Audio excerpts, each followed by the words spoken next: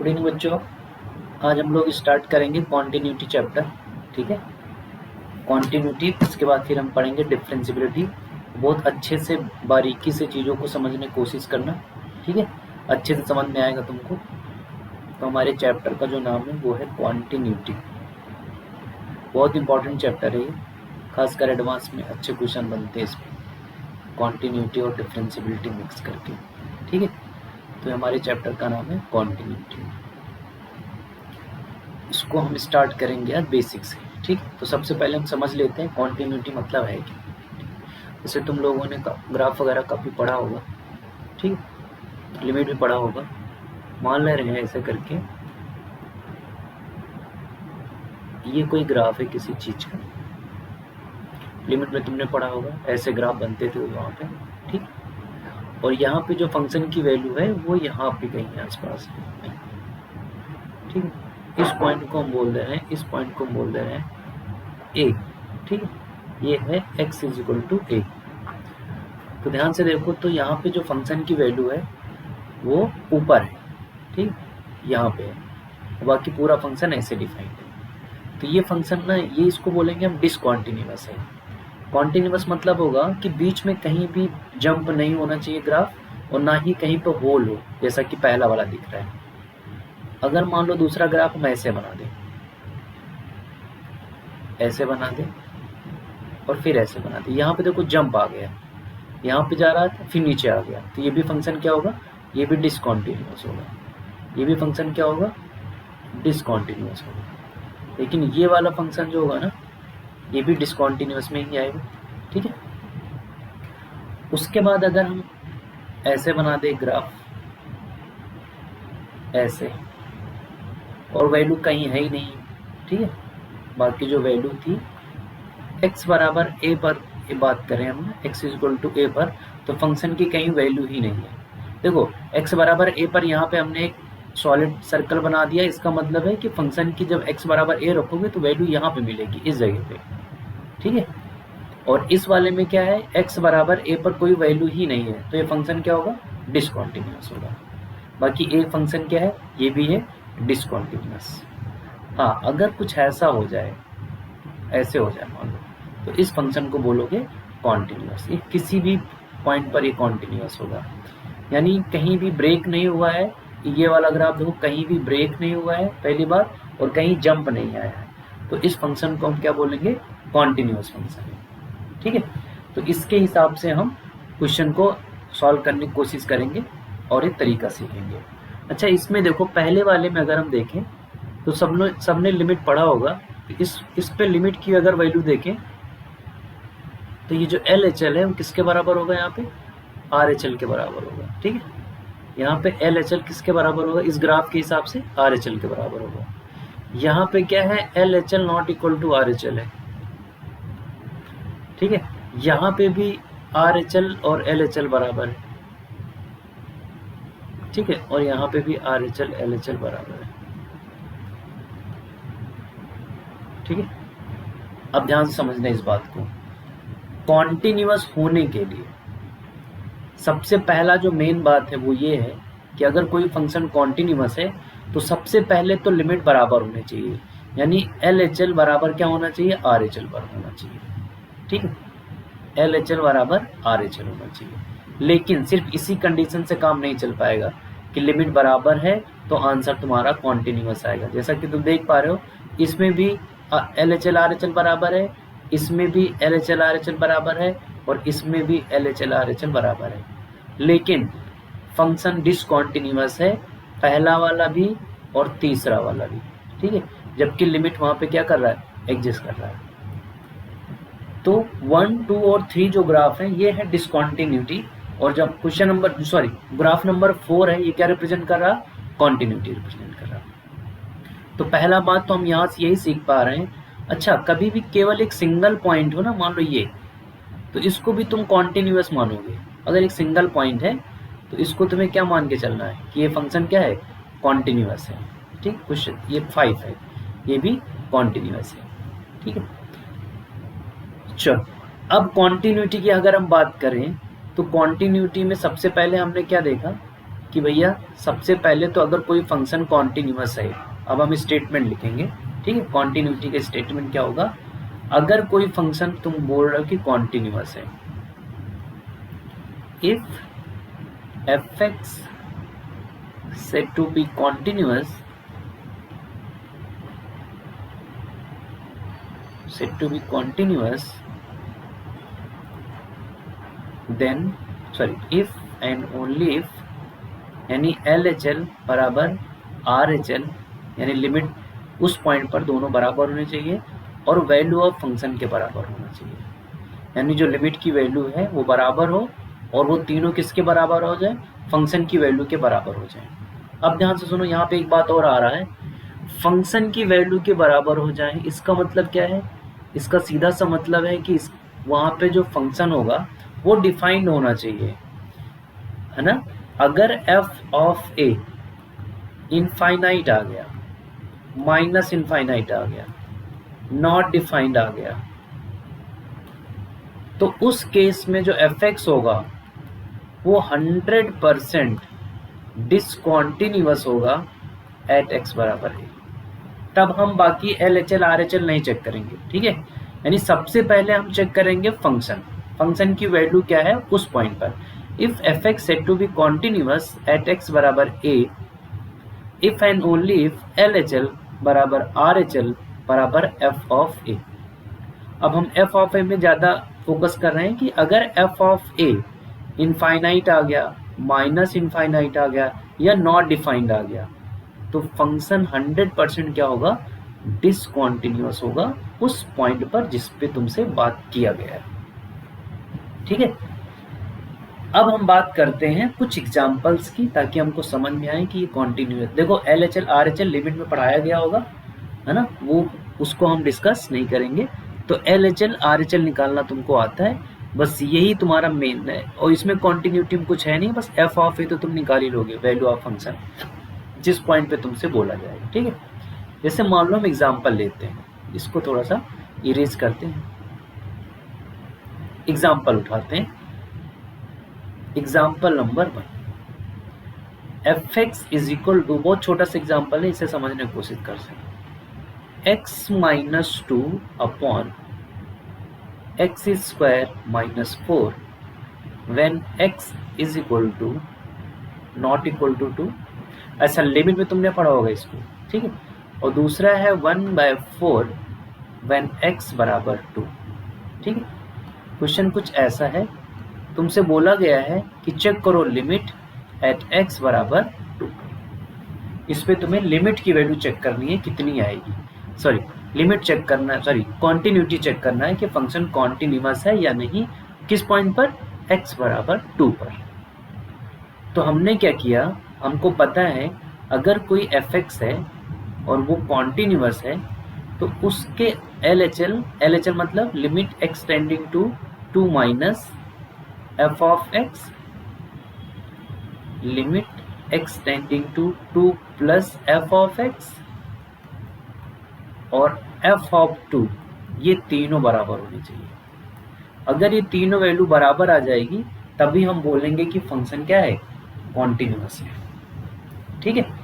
अब यहाँ पे दो ही फंक्शन डिफाइंड है, एक ये है कि जब x की वैल्यू 2 नहीं होगी तो फंक्शन की वैल्यू तुम्हें ये लेना है, और जब x की वैल्यू 2 होगी तब फंक्शन की वैल्यू 1/4 लेना है। यानी यहाँ पे जो ये वाला है LHL और जो ये वाला है RHL, इसको तुम्हें दोनों को अलग अलग कैलकुलेट नहीं करना। क्यों? क्योंकि 2 माइनस में और 2 प्लस में दोनों में यही फंक्शन तुम्हें उठाना है, और तुमने लिमिट में सीखा है कि लिमिट की वैल्यू चाहे 2 माइनस हो चाहे 2 प्लस हो, रखना तुम्हें x से जगह पर 2 ही है, ठीक है। तो यहाँ पे हमने क्या किया, सिर्फ एक लिमिट सॉल्व किया जिसमें हमारा दोनों निपट जाएगा। तो हमने उठाया लिमिट x टेंडिंग टू, केवल 2 लिख दिया है, ठीक है, क्योंकि x बराबर 2 पर तो 1/4 है। x नॉट इक्वल टू 2 मतलब क्या हुआ, x टेंडिंग टू 2, यानी या तो 2 प्लस या फिर 2 माइनस। अब हमने इसको लिख दिया x minus 2 upon x square minus 4।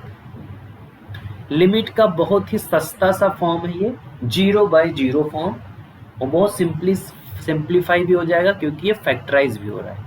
तो इसमें हमने अप्लाई कर दिया x minus two upon x minus two into x plus two, ये निपट जाएगा यहाँ से। तो यहाँ से जब x की वैल्यू 2 रखोगे तो 2 प्लस 2 कितना आ जाएगा 4, ठीक है। अब क्वेश्चन में पहले से गिवन है f ऑफ 2 निकाल सकते हो, यानी f ऑफ 2 पहले से गिवन है। जब x की वैल्यू 2 होगी तो फिर यही फंक्शन लोगे और वो कितना है 1/4। ये दोनों तो पहले से ही बराबर आ गए थे क्योंकि एक ही चीज था ये। अब f ऑफ 2 भी किसके बराबर आ गया 1/4 का। तो हमको इन तीनों से पता चल गया है कि LHL RHL बराबर f ऑफ a बराबर फाइनाइट। इसका मतलब जो फंक्शन है वो कैसा है, कॉन्टिन्यूअस फंक्शन, ठीक है। ये फंक्शन कैसा है, कॉन्टिन्यूअस है। चलो इसको हटाते हैं, फिर से इक्वेशन करने की कोशिश करते हैं। अगर हम तुमसे बोलें कि एक फंक्शन fx है जो कि कुछ ऐसे डिफाइंड है 2x माइनस 1, जब x की वैल्यू 2 से छोटा होगा, x बराबर 2, तब यहाँ a आएगा, और जब x की वैल्यू 2 से बड़ा होगा तब यहाँ x प्लस 1 आएगा। और बोला गया है कि इज कॉन्टिन्यूअस एट x बराबर 2। बोला गया है कि फंक्शन क्या है, कॉन्टिन्यूअस है। तो a की वैल्यू पूछी गई कितनी होगी, ये जो a है इसकी वैल्यू पूछी गई कितनी होगी। अब ध्यान सुनो, फंक्शन अगर कॉन्टिन्यूअस है तो जो लिमिट की वैल्यू आएगी, यानी limit x tending to 2 plus fx, ये बराबर होगा limit x tending to 2 minus fx, और ये बराबर होगा वैल्यू ऑफ फंक्शन की, ये f ऑफ 2। तो अगर हम पहला वाला लिमिट सॉल्व करें, limit x tending to 2 plus, तो इसमें देखो यहाँ पे जो ये वाला है इसमें जो x की वैल्यू 2 से छोटा है, और ये वाला जो है इसमें x की वैल्यू 2 से बड़ा है, यानी हमारा जो फंक्शन होगा इस लिमिट के लिए वो आएगा x प्लस 1, ठीक। अब दूसरे वाले के लिए भी यही साथ साथ हम लिख दे रहे हैं, fx जब 2 से छोटा होगा तो कितना आएगा 2x माइनस 1, और f ऑफ 2 मतलब क्या है a, यही हमें निकालना है। तीनों को एक साथ लिख दे रहे हैं। अब यहाँ पे कुछ है ही नहीं सिंप्लीफाई करने के लिए, तो डायरेक्ट वैल्यू रख दो, 2 प्लस 1 3, यहाँ पे 2 रखोगे 4, 4 minus 1 3 is equal to a। तो यहाँ से हमको a मिल गया, a की वैल्यू कितनी आ गई 3। a बराबर 3 के लिए जो ये फंक्शन है ये क्या होगा, कॉन्टिन्यूअस हो जाएगा, ठीक है। समझ में आ गया होगा। अगर बहुत स्पीड तेज लग रही हो तो वीडियो पॉज करके देख लेना। अब ध्यान से देखो, थोड़ा सा फिर से हम आगे टफ करेंगे क्वेश्चंस को, उसको तुम्हें ध्यान से बस सिर्फ देखना है कि चीजें सही चल रही या नहीं चल रही। Next, fx is equal to, अगर यहाँ पे हम लिख दें x square minus 5x plus 6 upon x minus 2 when x not equal to 2, ठीक है। या फिर एक काम करते हैं, हमने बोला fx is equal to mod x upon x, at x बराबर 0 पर तुम्हें लिमिट चेक करना है, सॉरी कॉन्टिन्यूटी चेक करना है, ठीक है। तो इसको तुम्हें चेक ही नहीं करना है, क्यों, क्योंकि मान लो लिमिट एग्जिस्ट भी कर गया तो लेकिन वैल्यू ऑफ फंक्शन तो डिफाइंड ही नहीं होगा, क्योंकि डिनोमिनेटर में x है और x की वैल्यू कहाँ जा रही है, 0 जा रही है। तो ये अगर केवल क्वेश्चन ऐसे होता तो हम डायरेक्ट बोलेंगे कि fx क्या है, डिसकॉन्टिन्यूअस है। हाँ, अगर क्वेश्चंस को उन्होंने मॉडिफाई कर दिया कुछ ऐसा, mod x upon x when x not equal to 0, और यहाँ पे 1 कर दिया when x is equal to 0, ठीक। अब इसमें तुम चेक कर लो, क्योंकि यहाँ पे x डिनोमिनेटर में x है लेकिन वहां तुम्हें 0 रखने को मिलेगा ही नहीं, 0 पर उन्होंने पहले से डिफाइन कर दिया कितना है 1 है। तो अब यहाँ फिर से हम निकालेंगे limit x tending to 0 plus fx, दूसरा निकालेंगे limit x tending to 0 minus fx, और ये दोनों बराबर होने चाहिए, फिर वैल्यू ऑफ फंक्शन को हम देख लेंगे। अब देखो ध्यान से, यहाँ पे जो fx है, यहाँ पे जो fx है वो ये है, और इसमें अगर x की वैल्यू 0 से बड़ा रखोगे तो ये मॉड प्लस के साथ ओपन होगा, तो यहाँ पे आंसर ये 1 बताता होगा, ठीक है, क्योंकि यहाँ पे मॉड हट जाएगा तो x से x कैंसिल हो जाएगा। और अगर x की वैल्यू 0 से छोटा है तो ये जो मॉड है माइनस के साथ ओपन होगा, तो ये आ जाएगा माइनस एक्स अपॉन एक्स, फिर से x x कैंसिल हो जाएगा, कितना आ जाएगा -1। अब यहाँ पे LHL not equal to RHL है, तो आगे हम बात ही नहीं करेंगे, क्योंकि कोई भी फंक्शन अगर कॉन्टिन्यूअस है तो सबसे पहले तो लिमिट एडजस्ट करना चाहिए, उसके बाद फिर हम बात करेंगे कॉन्टिन्यूटी, ठीक है। तो ये हो गया डिसकॉन्टिन्यूअस फंक्शन।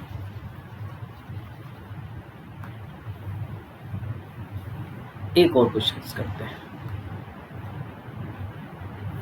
लिमिट नहीं लिखते, डायरेक्ट हम fx लिखते हैं। fx is equal to sine, चलो अच्छा 1 minus cos 4x divided by x squared, जब x की वैल्यू 0 से छोटा है, a जब x की वैल्यू 0 है, रूट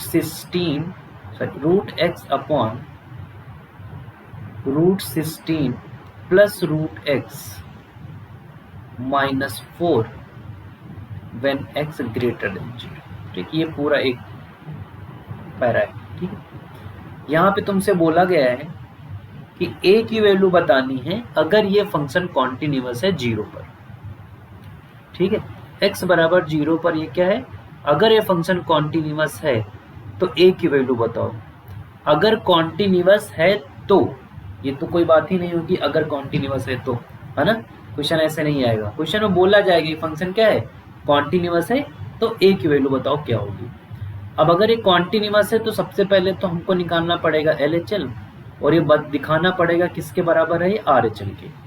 अगर ये दोनों LHL RHL बराबर हैं और फाइनाइट हैं तो ये फंक्शन तभी कॉन्टिन्यूअस हो सकता है जब x बराबर 0 पर, मतलब कितना आएगा, a आएगा, ये भी a इसके बराबर हो जाएगा, ठीक है। तो मेन जो मुद्दा है तुम्हारा वो क्या है, LHL और RHL सॉल्व करना।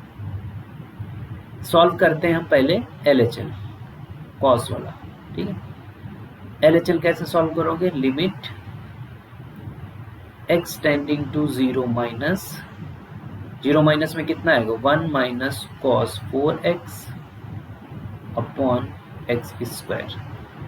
हमने पढ़ा था कि कॉस के साथ कभी भी 1 आता है ना, तो हम ऐसा कॉस का एक फॉर्मूला लिखते हैं जिसमें 1 कैंसिल हो जाए, तो यहाँ पे इसको हम लिख सकते हैं 1 माइनस 2 साइन स्क्वायर x, लेकिन x की जगह यहाँ पे क्या आएगा, 2x आएगा, है ना।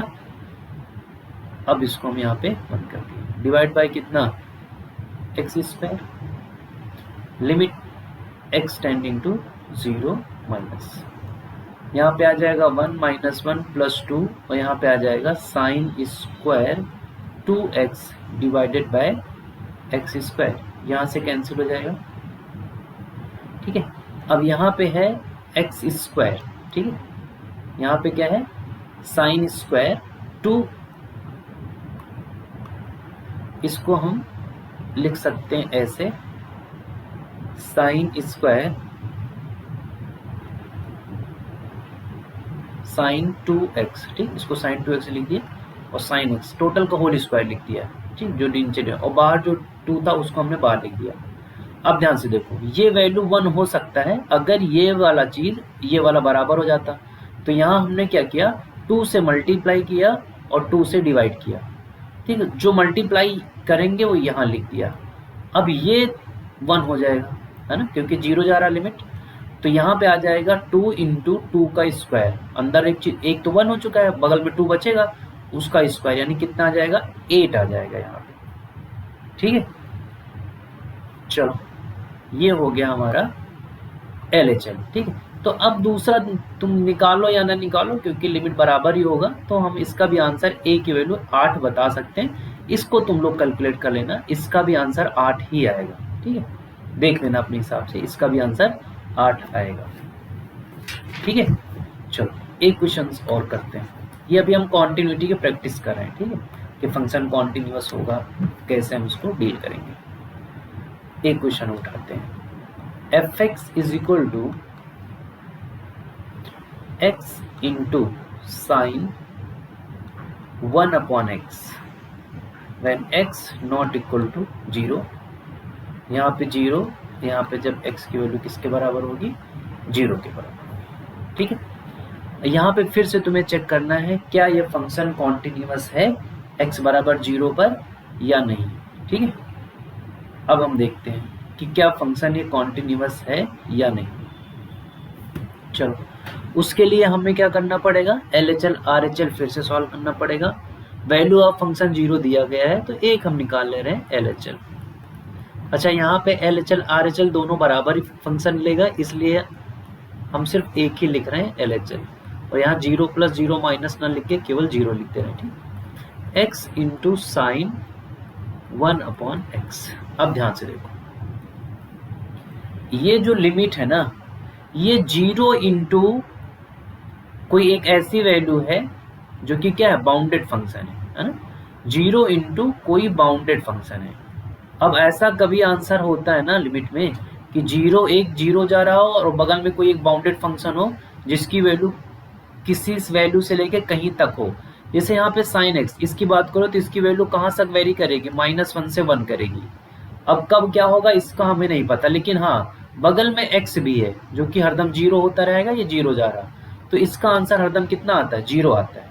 0 इंटू बाउंडेड फंक्शन का जो लिमिट होता है वो 0 आता है। ठीक है, यानी हमारा LHL RHL दोनों बराबर हो जाएंगे और दोनों किसके हो जाएंगे, 0 पर, और 0 पर वैल्यू 0 ही दी गई है, यानी वैल्यू ऑफ फंक्शन भी किसके बराबर हो गया, 0 के बराबर। इसका मतलब जो लिमिट ये फंक्शन है ये क्या होगा, कॉन्टिन्यूअस होगा, और उसकी वैल्यू कितनी आएगी, 0।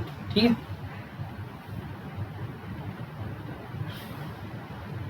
चलो अब इसको हम फिर से इरेज करते हैं, इसी का थोड़ा सा अच्छा एक क्वेश्चन बनाते हैं। कोशिश करना है समझने की, ऐसे क्वेश्चन जेईई मेंस में बहुत पूछे जाते हैं। ठीक है, हमने लिखा x की power m sine 1 upon x, जब x की वैल्यू 0 नहीं है, और जब x की वैल्यू 0 है तो ये क्या है, 0। अब बोला गया है if fx is continuous find m। ठीक, बोला गया है कि ये फंक्शन कॉन्टिन्यूअस है, तो तुम बताओ कि m की वैल्यू कितनी होगी। अब ध्यान से देखो, इसमें एकदम तगड़ा दिमाग लगाना पड़ेगा तुमको। फंक्शन की जो वैल्यू है वो 0 के बराबर है, दिख रहा होगा सबको, ये 0 है, यानी हम अपन को सिर्फ कैलकुलेट करना है limit x tending to 0 x की power m sine 1 upon x। अब ध्यान से देखो, इसके बारे में तुम्हें कुछ सोचना ही नहीं है क्योंकि ये बाउंडेड फंक्शन है, इसमें कोई फाइनाइट आंसर आएगा नहीं, ये बाउंडेड फंक्शन है, ये वेरी करेगा। अब एक ही तरीका बचा है, अगर इसको तुम्हें कॉन्टिन्यूअस करना है यानी लिमिट एडजस्ट कराना है तो ये 0 की तरफ जाए और कोई तरीका नहीं। ठीक, लिमिट में ऐसा पढ़ा होगा तुमने। अब अगर इस वाले फंक्शन से कोई मतलब ही नहीं रहा तो सिर्फ इसके बारे में तुम सोचो। ठीक, इसके बारे में सोचो कि ये m की ऐसी यहाँ पे क्या वैल्यू रखोगे ताकि ये जो है ये 0 की तरफ जाए। ठीक है, अब ध्यान से देखो, m की वैल्यू यहाँ पे कुछ भी रख दो, हमें उससे मतलब ही नहीं, हमें इससे मतलब है कि ये x गायब ना हो यहाँ से, पहली बात, क्योंकि अगर x गायब हो गया तो फिर 0 बना नहीं पाएगा इसको। बस खाली x यहाँ से गायब ना हो और x कहीं दूसरे फॉर्म में भी ना आ जाए, मतलब ऐसा ना हो जाए कि x जगह पे 1/x आ गया, मतलब है कि m जो है वो पावर नेगेटिव नहीं ले सकता है ना, क्योंकि m अगर नेगेटिव पावर ले लिया तो फिर आंसर कितना आ जाएगा, नीचे आ जाएगा x, फिर तो नॉट डिफाइंड हो जाएगा। तो एक बात हमको तो यह पता चल गया है कि यहाँ x का होना जरूरी है, तो उसके लिए हम m की कुछ भी वैल्यू रख सकते हैं, बस 0 से बड़ा रखना पड़ेगा हमको। अब एम एक्स की वैल्यू तुम कुछ भी रख दो, एम की वैल्यू तुम मान लो 0.00000001 रख दिया, और एक्स की पावर में कोई फर्क नहीं है क्योंकि एक्स तो जीरो चला जाएगा तो फाइनल जीरो हो जाएगा अभी। लेकिन हाँ, अगर तुम मान लो गलती से माइनस में रख दिए तो तब दिक्कत हो जाएगा, फिर ये कितना बनेगा 1/x/00, अब यहाँ पे नीचे जीरो बन जाएगा तो गलत हो जाएगा। यानी इससे हमको ये पता चला कि बस खाली m पॉजिटिव हो यानी आंसर कितना आ जाएगा 0 से इन्फिनिटी। अगर पूछा जाता कि m की लीस्ट वैल्यू इंटीजर में बताओ तो आंसर कितना आता 1 आता, क्योंकि 0 भी नहीं होगा, आंसर कितना आता फिर 1 आता अगर लीस्ट वैल्यू ऑफ m पूछा जाता तो इंटीजर में।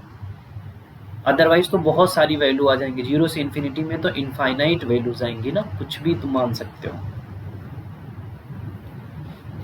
बात समझ में आ गई होगी, इतना हम सोच के चल रहे हैं, ठीक है। चलो इसको भी हटा दे रहे हैं, ये भी समझ में आ गया होगा। इस टाइप के हमने 2 क्वेश्चंस किए, ऐसे जेईई मेंस में काफी क्वेश्चंस पूछे जाते हैं।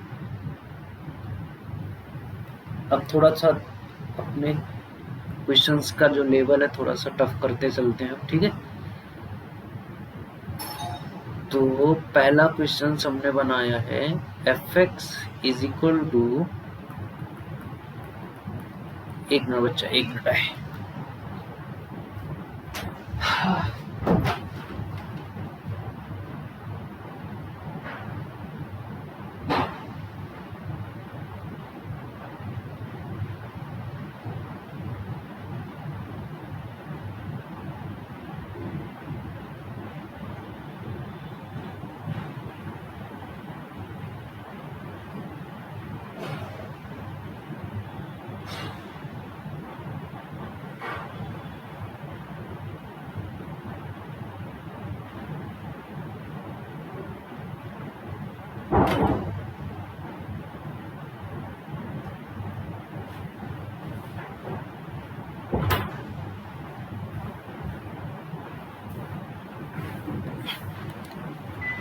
चलो स्टार्ट करते हैं फिर से।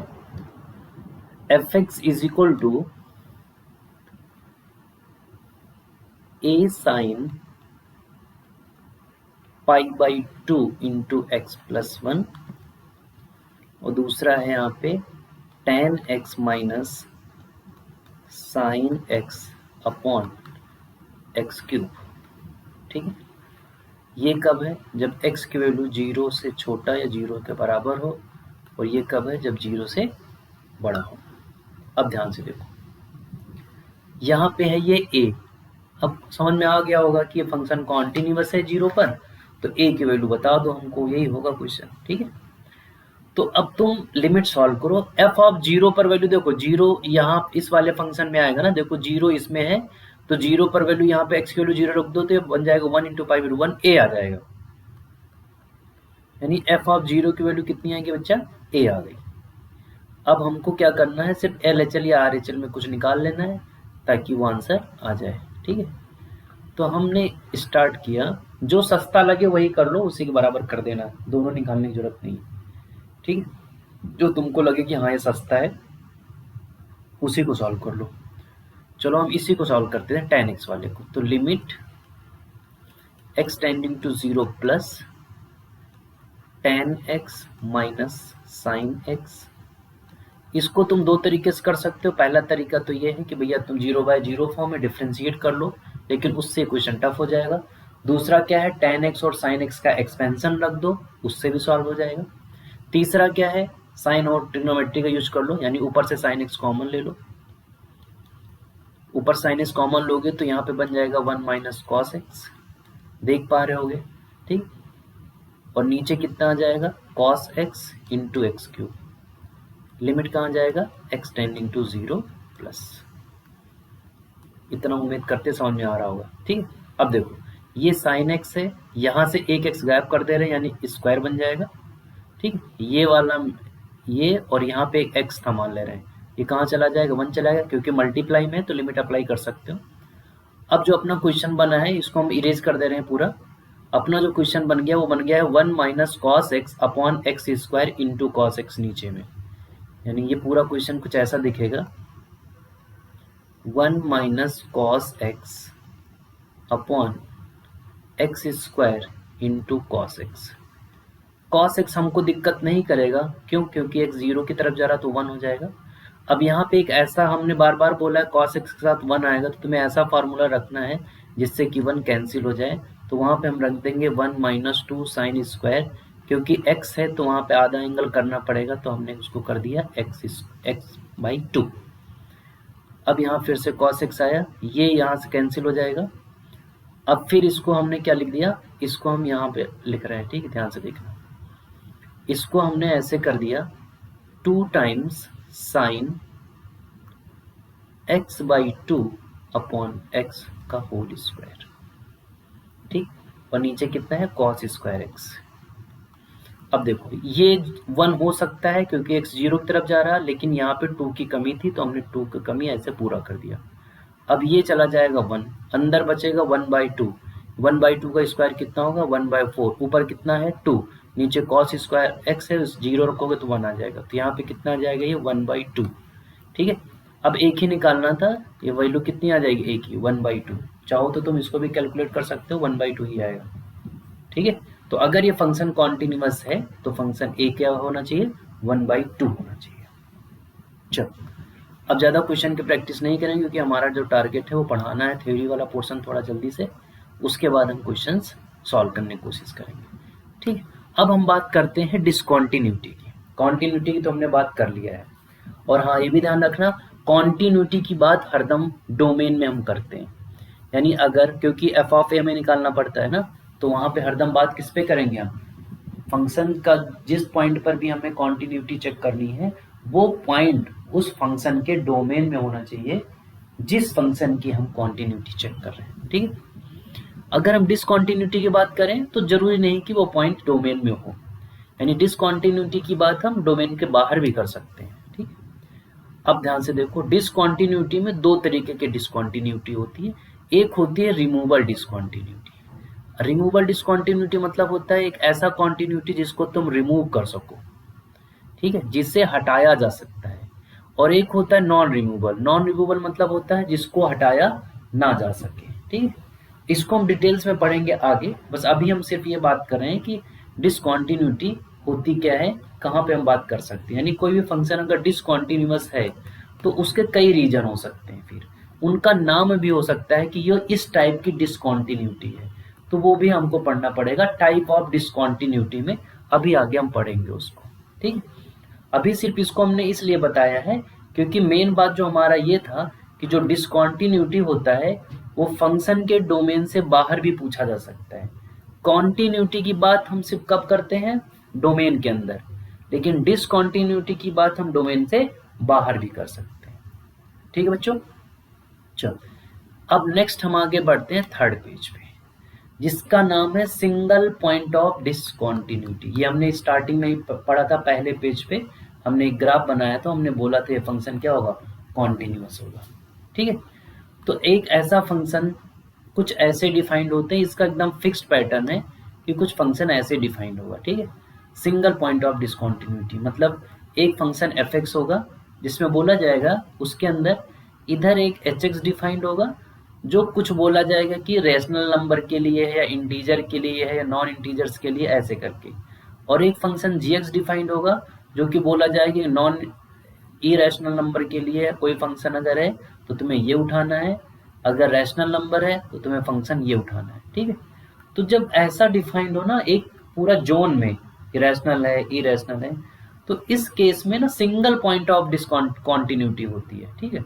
और वो आती कहाँ पे है, यानी इस फंक्शन को एफ एक्स को तुम कॉन्टिन्यूअस तभी बोल सकते हो जब एफ एक्स बराबर एच एक्स बराबर जी एक्स हो, मतलब उस पॉइंट पर बोल सकते हो जहां पे एच एक्स और जी एक्स की वैल्यू क्या होगी, बराबर होगी।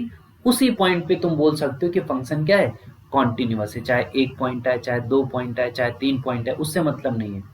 ये फंक्शन एफ एक्स तभी कॉन्टिन्यूअस कहलाएगा जिस एक्स पर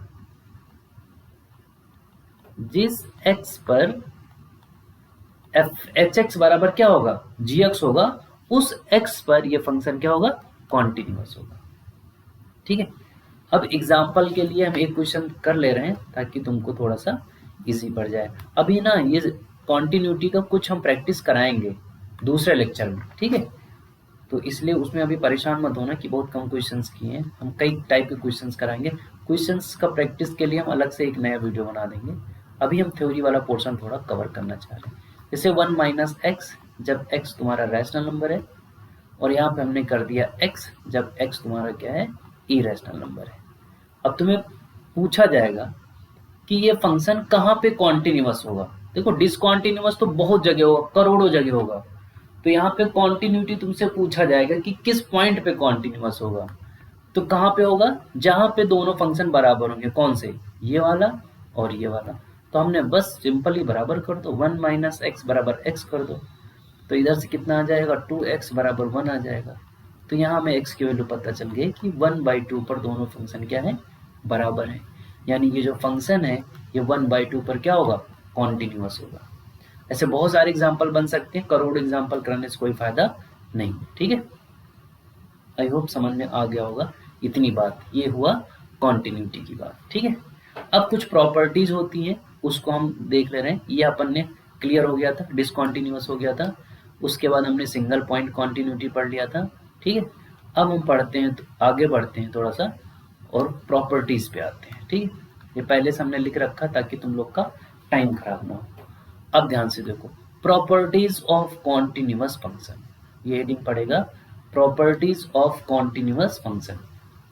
इसमें हमने इसको 3 कैटेगराइज में डिवाइड किया। पहला, एफ एक्स कॉन्टिन्यूअस है, जी एक्स कॉन्टिन्यूअस है, ये वाला। ये है हमारा पहला, एफ एक्स कॉन्टिन्यूअस हो, जी एक्स कॉन्टिन्यूअस हो। ये है दूसरा, एफ एक्स कॉन्टिन्यूअस है, जी एक्स डिसकॉन्टिन्यूअस है। और ये है तीसरा, जिसमें दोनों डिसकॉन्टिन्यूअस है। ध्यान से देखना,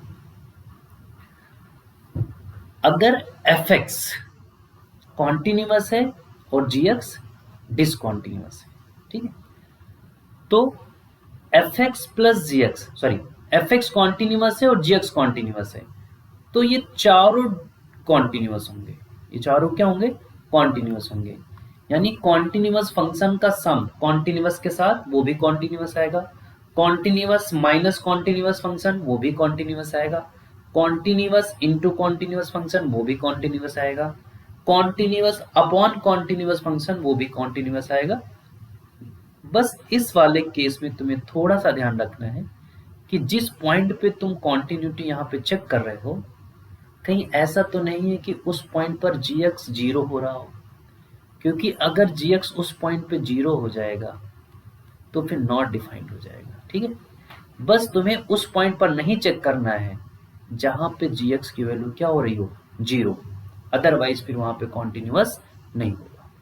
बाकी continuous plus continuous, continuous, continuous minus continuous, continuous, continuous into continuous, continuous, continuous upon continuous is equal to continuous. ये हमने बोल दिया लास्ट वाला कि कब डिसकॉन्टिन्यूअस हो सकता है।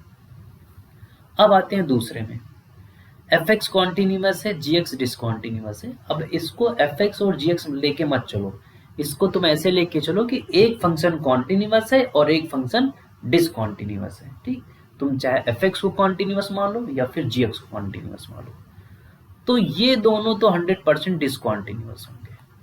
ठीक, यानी F x plus g x और एफ एक्स माइनस जी एक्स 100% डिसकॉन्टिन्यूअस होंगे। लेकिन एफ एक्स इंटू जी एक्स और एफ एक्स अपॉन जी एक्स मे और मे नॉट बी कॉन्टिन्यूअस, मे और मे नॉट बी, नहीं, मे और मे भी कॉन्टिन्यूअस हो सकता है, मे और मे भी कॉन्टिन्यूअस। ये क्या होता है मे और मे भी कॉन्टिन्यूअस, समझ गए होगे यार तुम लोग हम क्या कहना चाहते हैं। ठीक है, मे और मे नॉट बी कॉन्टिन्यूअस। अब इसके बाद करते हैं, इसमें भी क्या है, एफ एक्स यानी दोनों फंक्शन डिसकॉन्टिन्यूअस है। ठीक है, अगर ये दोनों फंक्शन डिसकॉन्टिन्यूअस हैं, ठीक है, तो इन दोनों के बारे में, इन दोनों के बारे में तुम कुछ भी कमेंट नहीं कर सकते हो। ठीक है, कुछ भी कमेंट नहीं कर सकते हो। इसमें चारों में मे और मे नॉट भी कॉन्टिन्यूअस आएगा।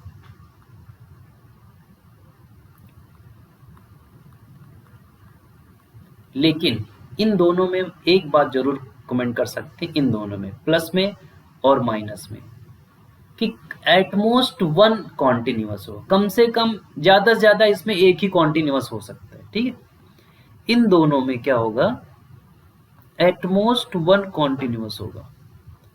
अगर प्लस वाला कॉन्टिन्यूअस है तो फिर माइनस वाला अपने आप डिसकॉन्टिन्यूअस हो जाएगा, उसको चेक करने की जरूरत नहीं है। और अगर माइनस वाला कॉन्टिन्यूअस निकल गया है तो फिर जीएक्स वाला डिसकॉन्टिन्यूअस होगा, इसको चेक करने की जरूरत नहीं। हाँ, दोनों डिसकॉन्टिन्यूअस हो सकते हैं, उसमें कोई दिक्कत नहीं, लेकिन दोनों कॉन्टिन्यूअस नहीं हो सकते कभी। ज्यादा से ज्यादा इसमें से एक ही कॉन्टिन्यूअस हो सकता है, या तो प्लस वाला होगा या तो माइनस वाला होगा। अब ये कैसा क्यों हो रहा है, डिटेल्स में जाएंगे तो फिर बहुत लेक्चर बड़ा हो जाएगा। ठीक है, बाकी सब जगह मे और मे नॉट भी कॉन्टिन्यूअस होगा। चलो, इसमें थोड़ा सा हम प्रकाश डालते हैं एफ एक्स इंटू जी एक्स वाले में। ठीक, और यहां पे भी हम प्रकाश डालते हैं एफ एक्स इंटू जी एक्स वाले में। इसमें काफी क्वेश्चंस बनते हैं। ठीक, एडवांस में तुम देखना, हम एग्जांपल्स करेंगे, मेंस में भी एग्जांपल्स करेंगे, कॉन्टिन्यूटी इन एन इंटरवल में ऐसे बहुत सारे क्वेश्चंस बनते हैं इन दोनों के ऊपर। ठीक, तो अगर इसमें एक फंक्शन कॉन्टिन्यूअस है और दूसरा डिसकॉन्टिन्यूअस है, ठीक है, पहले तो हम ये चेक कर ले रहे हैं, अगर एक फंक्शन कॉन्टिन्यूअस है और दूसरा डिसकॉन्टिन्यूअस है तो उनका प्रोडक्ट कॉन्टिन्यूअस तभी होगा जब जो कॉन्टिन्यूअस वाला फंक्शन होगा वो जीरो की तरफ चला जाए। क्योंकि देखो, ये फंक्शन कॉन्टिन्यूअस है और ये जीरो है, वैल्यू LHL RHL और वैल्यू ऑफ फंक्शन जीरो है, और उसी पॉइंट पे gx डिसकॉन्टिन्यूअस है और इसको हमने एक नया फंक्शन मान लिया hx, तो क्या हमें इस gx से कोई फर्क पड़ेगा, क्योंकि fx कॉन्टिन्यूअस है और वो जीरो हो जा रहा बार बार, तो इसकी वैल्यू कुछ भी आए, ये डिसकॉन्टिन्यूअस है मान लो, इसकी वैल्यू एक बार मान लो 2 आया, एक बार -2 आया, उससे क्या फर्क पड़ता है, बाद फाइनली तो जीरो से मल्टीप्लाई होगा, तो फाइनल आंसर कितना आता रहेगा, जीरो, तीनों बार जीरो आता रहेगा। इसका मतलब फंक्शन क्या हो जाएगा, कॉन्टिन्यूअस हो जाएगा। अगर एक फंक्शन कॉन्टिन्यूअस है और उसका आंसर जीरो है तो दूसरा फंक्शन चाहे जितना बड़ा डिसकॉन्टिन्यूअस हो, उसका फाइनल आंसर क्या आएगा, कॉन्टिन्यूअस ही आएगा। ठीक है, वो सिमिलरली चीज तुम्हें यहाँ पे भी अप्लाई करनी पड़ेगी जब दोनों फंक्शन डिसकॉन्टिन्यूअस हो। ये क्वेश्चन के ऊपर डिपेंड करेगा, सोचना पड़ेगा। ठीक है, बट इसको तुम्हें ध्यान रखना है 100%, ये वाला तुम्हें नहीं भूलना है कि अगर एक फंक्शन कॉन्टिन्यूअस है और एक फंक्शन डिसकॉन्टिन्यूअस है तो बगल वाला फंक्शन अगर जीरो हो रहा है तो जो डिसकॉन्टिन्यूअस वाला फंक्शन है उससे हमें कोई मतलब नहीं रहेगा, फाइनल आंसर हमारा कॉन्टिन्यूअस ही आएगा। कॉन्टिन्यूअस है और जीरो भी है, ये भी ध्यान, बगल वाला फंक्शन क्या है, कॉन्टिन्यूअस है और जीरो भी है, तब हम दूसरे वाले फंक्शन की डिसकॉन्टिन्यूटी के बारे में ज्यादा नहीं सोचेंगे, ये ध्यान रखना पॉइंट हमारा। ठीक है, चल, ये हो गया हमारी प्रॉपर्टीज। कॉन्टिन्यूअस प्लस कॉन्टिन्यूअस क्या होगा, कॉन्टिन्यूअस माइनस कॉन्टिन्यूअस, ये तुम्हें लिखना पड़ेगा, याद करना पड़ेगा। ठीक है, इसमें एक दो क्वेश्चंस हम कर ले रहे हैं ताकि थोड़ा सा तुमको आइडिया हो जाए। बहुत छोटे छोटे एग्जांपल्स, मान लो हम बोलते हैं f x is equal to sine x, sine x कैसा फंक्शन है, कॉन्टिन्यूअस, और इसके सामने e की पावर एक्स जोड़ दिया, ये भी क्या है, कॉन्टिन्यूअस, कॉन्टिन्यूअस प्लस कॉन्टिन्यूअस क्या आ जाएगा, कॉन्टिन्यूअस फंक्शन आ जाएगा, है ना। दूसरा फंक्शन ले लिया हमने, f x is equal to कुछ भी रख दिया यहाँ पे, e की power tan inverse x plus 4 continuous, plus cos x continuous, final continuous हो जाएगा। F x is equal to mod x continuous plus ln x, ये भी कॉन्टिन्यूअस है। अब यहाँ पे जो डोमेन होगा जीरो से बड़ा ही लेना पड़ेगा, तो कॉन्टिन्यूअस प्लस कॉन्टिन्यूअस बराबर क्या हो जाएगा, कॉन्टिन्यूअस हो जाएगा, खत्म हो गया। ये ऑब्जेक्टिव क्वेश्चंस में हम इसको, इस प्रॉपर्टी का यूज करते हैं, अदरवाइज हमें सिर्फ इसी प्रॉपर्टी से मतलब होता है, ये जो हमने डिस्कस किया है इसी से सारे क्वेश्चंस बन जाते हैं। ठीक है, जैसे एक क्वेश्चन हम अगर हम उठाते हैं यहाँ पे, दिमाग लगाना इसमें, कि f x is equal to, बहुत सारे क्वेश्चंस करेंगे इस प्रॉपर्टी से रिलेटेड, अभी नहीं, अभी थोड़ा सा थ्योरी पढ़ ले रहे हैं, जब हम जे एडवांस के क्वेश्चन सॉल्व करेंगे ना, तुम देखना तब कितना भयंकर यूज होगा इसका। 2x minus 1 into pi divided by 2। अब तुमको चेक करना है कि ये फंक्शन कहाँ कहाँ पे कॉन्टिन्यूअस होगा और कहाँ कहाँ पे नहीं होगा। ऐसे तो हमें पॉइंट्स दिए जाते हैं, बट इस क्वेश्चन में हमें पॉइंट्स भी नहीं दिया गया, पूछा गया है कि ये फंक्शन कहाँ कहाँ कॉन्टिन्यूअस होगा। अब ध्यान से देखो, सबको आइडिया होगा कि इंटीजर पार्ट फंक्शन क्या होता है, हर इंटीजर पे डिसकॉन्टिन्यूअस होगा, ग्राफ से ही दिख रहा होगा, देखो ऐसे ग्राफ बनता है, ठीक है। हर इंटीजर पे देखो ब्रेक होता है ऐसे करके, ग्राफ सबने पढ़ा ही होगा, आप जेईएमएंस की तैयारी कर रहे हो, इतना तो दिमाग होगा। अगर दिमाग खाली है तो फिर कोई दिक्कत ही नहीं है, फिर तो खाली रखो, उसको भरने की जरूरत नहीं है, नहीं तो फिर टेंशन होता है ना। अब fx, अब ये पता चल गया कि भैया ये तो करोड़ों जगह डिसकॉन्टिन्यूअस होगा, लाइक 0, -1, 2, 4, 3, जितने भी इंटीजर्स मिलेंगे, करोड़ों इंटीजर्स मिलेंगे, सब पे क्या होगा, डिसकॉन्टिन्यूअस होगा। बगल वाला जो फंक्शन है वो है कॉस, और कॉस फंक्शन हर जगह क्या होता है, कॉन्टिन्यूअस, पहली बात। दूसरी बात क्या है, ये है ऑड नंबर, 2x-1 क्या है, odd, odd multiple of pi by 2, odd multiple of pi by 2 पर कॉस की वैल्यू हरदम क्या आती है, 0। ये आइडिया होना चाहिए। Cos odd multiple of pi by 2 पर क्या देता है, 0, यानी हर x पर ये जाएगा 0, तो इससे हमें कोई मतलब ही नहीं रहा। ये मान लो डिसकॉन्टिन्यूअस होकर 10 दे दिया आंसर, 20 दे दिया, 25 दे दिया, लेकिन फाइनल आंसर तो 0 ही आने वाला है, क्योंकि 0 से मल्टीप्लाई हो, है ना। तो ये फंक्शन क्या है, कॉन्टिन्यूअस है। अब तुमको ये समझ में ना आया हो सकता है कि 0 कैसे हो रहा है, तो तुम मान लो, चलो तुमने बोला कि भैया एक काम करो, यहाँ पे 2 पर चेक करो, 2 पर ये डिसकॉन्टिन्यूअस है, हमको पता है डिसकॉन्टिन्यूअस इनटू कॉन्टिन्यूअस में और में नॉट बी कॉन्टिन्यूअस, तो पहला वाला तो डिसकॉन्टिन्यूअस है, हमको दिख रहा है, कोई दिक्कत नहीं। दूसरा वाला कॉन्टिन्यूअस है और 0 है, जैसे तुम देखो यहाँ पे 2 रखोगे ना, तो ये 5 पाई बाई 2 3 पाई बाई 2 आ जाएगा, और cos 3 पाई बाई 2 वैल्यू क्या होती है, 0। तो यहाँ पे जब तुम लिमिट सॉल्व करना स्टार्ट करोगे, हम एक्चुअली सॉल्व कर ही दे रहे हैं, मान लो तुम चलो 2 पर चेक करना चाह रहे हो, ठीक है, तो तुम ऐसे लिखोगे, limit x tending to 2 plus limit x tending to 2 minus और f ऑफ 2, यही तीनों तो निकालना होता है ना चेक करने के लिए। चलो 2 प्लस पे, 2 प्लस पे देखो इसकी इंटीजर पार्ट की वैल्यू कितनी आ जाएगी, 2। अब यहाँ पे जब तुम 2 रखोगे तो cos 3 पाई बाई 2 आएगा और उसकी वैल्यू आती है 0। 2 माइनस पर ये इंटीजर पार्ट की वैल्यू आ जाएगी -1, यानी 2 से थोड़ा छोटा रखोगे तो, और इंटू कितना आ जाएगा, 0। जब यहाँ पे 2 रखोगे तो 2 आएगा और बगल में फिर से 0 आ गया। अब देखो 0 बराबर 0 बराबर 0, तीनों 0 आ गए, इसका मतलब फंक्शन क्या है, कॉन्टिन्यूअस है। बगल इस पे डिपेंड ही नहीं करा ना, चाहे 2 रखो, चाहे 7 रखो, यहाँ 10 रख दो, यहाँ 20 रख दो, क्या फर्क पड़ता है।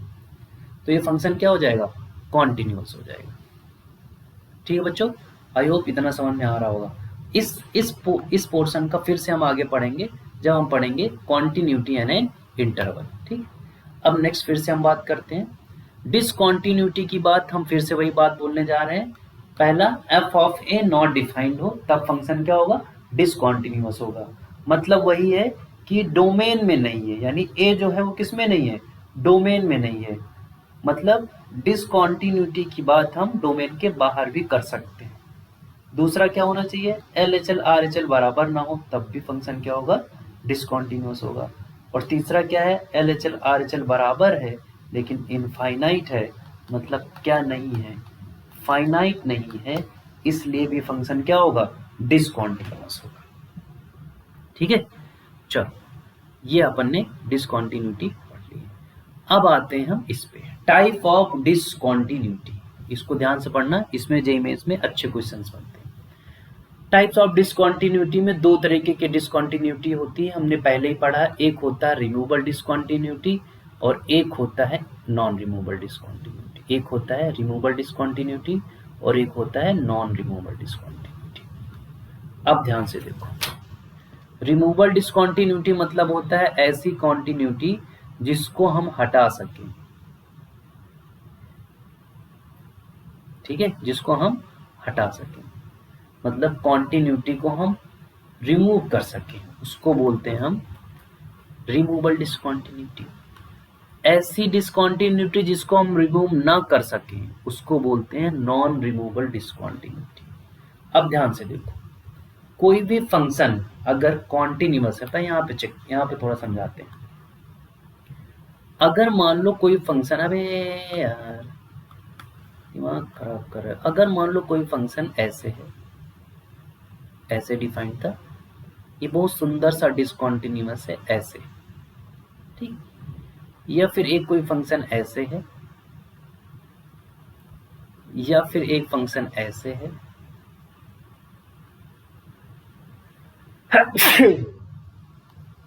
या फिर कोई फंक्शन ऐसे है, ठीक है। अब ध्यान सुनो, अगर किसी फंक्शन को कॉन्टिन्यूअस होना है तो सबसे पहले जो मेन बात होती है वो यही होती है कि LHL RHL पहले तो बराबर होने चाहिए, उसके बाद ही हम बात करेंगे कि फंक्शन कॉन्टिन्यूअस है या नहीं है। तो इन तीनों में, चारों में से यही दो ग्राफ हैं ऐसे, पहला और दूसरा, जिसमें लिमिट क्या है, बराबर है। तीसरा और चौथा, इसमें लिमिट ही बराबर नहीं है। तो इसका सीधा सा मतलब है कि इन दोनों को हम रिमूव नहीं कर सकते, इसको और इसको रिमूव नहीं कर सकते। लेकिन हाँ, पहला कंडीशन था कि LHL बराबर RHL होना चाहिए। ये दोनों ग्राफ वाले जो क्वेश्चंस हैं, ये दोनों इसको फुलफिल कर रहे हैं। इसका मतलब है इसमें हम लिमिट डिसकंटिन्यूटी को रिमूव कर सकते हैं। देखो डिसकंटिन्यूअस है ये, इसको हम रिमूव कर सकते हैं, लेकिन पहले वाले को अगर तुमको रिमूव करना है तो जो इस x पर, यानी अगर ये x बराबर a है, इस पर वैल्यू जो है फंक्शन की बस यही दिक्कत कर रहा, ये यहाँ पड़ा हुआ है। अगर इसको तुम खींच के यहाँ पे लेके आ जाओ, यहाँ पे इस पॉइंट पर, तो फंक्शन क्या हो जाएगा, कॉन्टिन्यूअस हो जाएगा। मतलब डिसकंटिन्यूटी क्या हो गई, रिमूव हो गई, ये मतलब इसका। यहाँ पे वैल्यू फंक्शन ही नहीं डिफाइन, तो हमने डिफाइन कर दिया अलग से एक पॉइंट, एक उसी में क्वेश्चन में जोड़ दिया एक पॉइंट कि भैया एक काम करो, जब ये है तो फंक्शन की वैल्यू 4 है, मान लो 4 आ रहा होगा लिमिट, ठीक। अब ये फंक्शन क्या हो गया, कॉन्टिन्यूअस हो गया, क्योंकि लिमिट तो पहले एग्जिस्ट कर रहा था। वैल्यू ऑफ फंक्शन हम दोनों में क्या कर दिए, मैनेज कर लिए अपने हिसाब से। तो ये सब केस में दोनों चले गए, ऊपर वाले रिमूवल में चले गए, और ये नीचे वाले दोनों किस में चले गए, नॉन रिमूवल में चले गए, क्योंकि वहां तो लिमिट ही नहीं एग्जिस्ट कर रहा था। तो फिर हम कॉन्टिन्यूटी की बात एकदम से नहीं करेंगे उसमें, ठीक है। अब फिर से हम इसमें आते हैं, यहाँ पे फिर से हमने चार्ट बनाया हुआ है। टाइप्स ऑफ डिसकंटिन्यूटी दो टाइप के होते हैं, एक होता है रिमूवल डिसकंटिन्यूटी, एक होता है नॉन रिमूवल डिसकंटिन्यूटी। दोनों के बारे में हम तुमको बता चुके हैं कि मतलब क्या है। अब देखते हैं आइसोलेटेड पॉइंट ऑफ डिसकंटिन्यूटी, मतलब एक जगह पे डिसकंटिन्यूअस हो, जैसे पहला वाला हमने ग्राफ बनाया था ऐसे हो जाए। तो ये एक ही जगह पे डिसकंटिन्यूअस है, तो ये वैल्यू फंक्शन की वैल्यू हम यहाँ पे ले आएंगे तो कॉन्टिन्यूअस हो जाएगा। मिसिंग पॉइंट मतलब वही जो हमने बनाया था कि इसमें तो वैल्यू ऑफ फंक्शन ही गायब है, ठीक है। फाइनाइट टाइप डिसकंटिन्यूटी मतलब ऐसा वाला हो जाएगा, इनफाइनाइट टाइप मतलब ऐसा वाला हो जाएगा, जीरो पर दोनों क्या है, फाइनाइट। और वेरी करने वाला फंक्शन कुछ ऐसा हो जाएगा, ऐसे करके, ठीक है। वो हम अभी ग्राफ से समझा देंगे। चलो, अब ये तो हम ग्राफ से देख लिए, ये है मिसिंग पॉइंट, मतलब आइसोलेटेड पॉइंट मतलब कहीं एक दो गैप आएगा तो उसको हम फिल कर देंगे। मिसिंग पॉइंट मतलब क्या हुआ, वैल्यू ऑफ फंक्शन ही गायब होगा, और बाकी ये दोनों। अब इसमें हम मैथमेटिकल में कैसे अप्लाई करेंगे कि चलो ठीक है, वो तो हम पढ़ लिए, मैथ के हिसाब से कैसे हम प्रूव करेंगे कि कैसा यहाँ पे कहानी हो रहा है, ठीक है। तो जो आइसोलेटेड पॉइंट ऑफ दोनों में, इन दोनों में देखो LHL RHL तो एग्जिस्ट करेगा ही, नहीं तो फिर ये रिमूवल से हट जाएगा। तो LHL RHL इसमें बराबर होगा, लेकिन वैल्यू ऑफ फंक्शन बराबर नहीं होगा, ठीक है। जिस दिन ऐसा माहौल बनेगा उस दिन तुम बोल देना कि वो जो डिसकंटिन्यूटी है वो रिमूवल डिसकंटिन्यूटी है। अगर LHL बराबर RHL हो जाए लेकिन f of a not defined, तब भी वो किस में चला जाएगा, रिमूवल डिसकंटिन्यूटी में चला जाएगा, ठीक है। अब फाइनाइट टाइप में आते हैं। पहले तो ये LHL not equal to RHL हो जाए और फाइनाइट हो, तो क्या फाइनाइट में चला जाएगा, यानी नॉन रिमूवल डिसकंटिन्यूटी होगा पहली बार, और टाइप में फाइनाइट। इनफाइनाइट में क्या होगा, LHL RHL होगा, और वो दोनों कहाँ चले जाएंगे, फाइनाइट चले जाएंगे। तो ये होगा इनफाइनाइट टाइप, और ये भी नॉन रिमूवल होगा, इसको रिमूव नहीं कर सकते हो। और इसमें क्या होगा, इसमें चेंज होता रहेगा, जैसे साइन 1/x, तो इसमें क्या है, कभी 1 -1 और 1 के बीच में कुछ भी वैल्यू आ सकती है, तो ये वाला भी किस में चला जाएगा, नॉन रिमूवेबल डिसकंटिन्यूटी में। आई होप इतना तुम लोगों को समझ में आ गया होगा। ठीक है, तो आज का लेक्चर सिर्फ हम यहीं तक रखते हैं। एक लेक्चर और लगेगा हमको, सेकंड लेक्चर, जिसमें हम अच्छे कॉन्टिन्यूटी इन एन इंटरवल सीखेंगे, कॉन्टिन्यूटी ऑफ सिंपल प्रॉपर्टीज सीखेंगे कि क्वेश्चन को देख के कैसे हम बता सकते हैं कि कॉन्टिन्यूअस है या नहीं। ठीक है, और उसके बाद कुछ अच्छे एडवांस के और जे मेंस के क्वेश्चंस करेंगे ताकि हमारा कॉन्सेप्ट एकदम से क्लियर हो जाए। ठीक, उसके बाद फिर हम करेंगे इसी तरीके से डिफरेंशियबिलिटी पढ़ेंगे। ठीक है बच्चों, अपना ख्याल रखो, पढ़ते रहो, मस्त रहो, कोई दिक्कत नहीं होनी चाहिए। ठीक है, चलो bye bye, good night, take care.